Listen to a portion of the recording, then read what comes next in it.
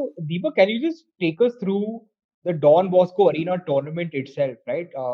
This is something you and I have spoken about in the past, but what are like generally, for others who may want to organize basketball tournaments, broadly, what are the challenges, apart from the financial side? Can you just take us through, for a private organizer like you, what are the difficulties and challenges in organizing a basketball tournament?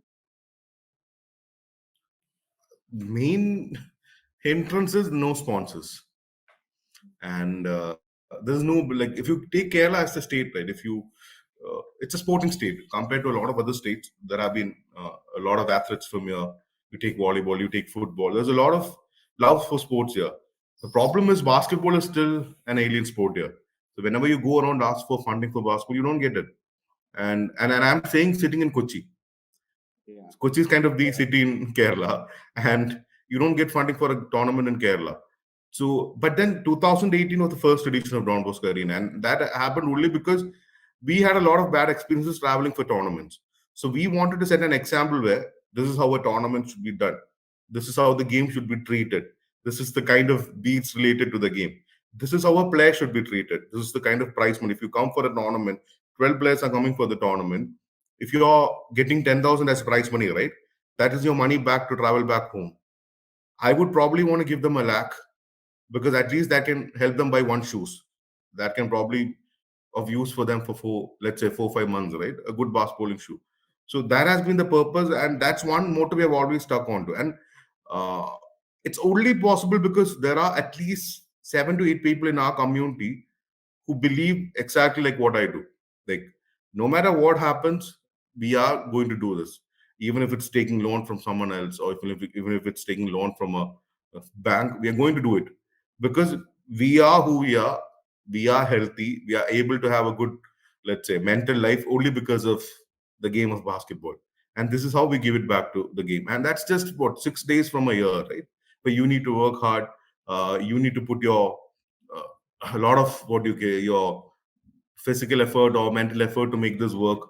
So I have people like Binoy, who's, like, for example, Binoy is one of the main people behind Don Bosco Arena. He's in UK now. He's doing his post graduation there. He's working in KFC as a part time work. Okay, even for this tournament, that dude put in around 55 60,000 working extra hours for the tournament. I have people who have taken personal loans from other people. I have people who have had work. How do I say? Uh, Part-time works. People have worked for Swiggy to make this work, and and that's not because of the effort I put in. They share exactly the same thing what I share, and I'm very lucky when it comes to meeting a crowd like that. There are people who, like, when I look at people and their contributions, right? A lot of people come from very humble backgrounds. Like, they're not rich people. They're not even middle class. Okay, and but they put in a lot of effort. They share, and they're extremely happy doing it, because I remember after the second arena we traveled to Calicut for a tournament called Fiasco. In that tournament we had interviewed the people who were running Fiasco. They were old people, like people who are 55 60 65 70. That was the age of the average age of people who were conducting the tournament. So I did an interview with them, and they told this is the 50th year of them being together and hosting tournaments. I'm like, okay, that is an inspiration. Probably, touch wood, if we all are alive and if we stay put till probably 40 50 years from now, right? We want to do a 50th edition of this tournament. Irrespective of who is here, who's not here, the tournament has to happen. That Right. has been the motto. Yeah. So tell me this, if you're comfortable sharing, like, what did it end up costing you to run the whole tournament? This year, it came close to 6 lakhs Okay. this year. But this Okay. was the least because we only had it for we only had 4 days of tournament, and we had, like, let's say, uh, 5 best teams in the South coming and play. We had Right. Loyola from Chennai. We had the best college team, Kerala from Kerala. We had Bengar the Mancha, which is kind of the best team in Bangalore. They had Gowda, Pratyanshu Tomar, all the players who plays for Karnataka State. We had the Pan India team, Jain University, people from 6 states.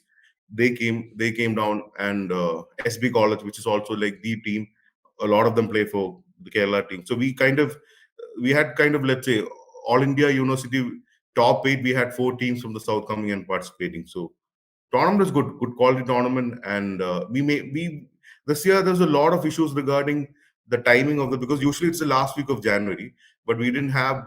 I was traveling for the prime volleyball thing till late Feb.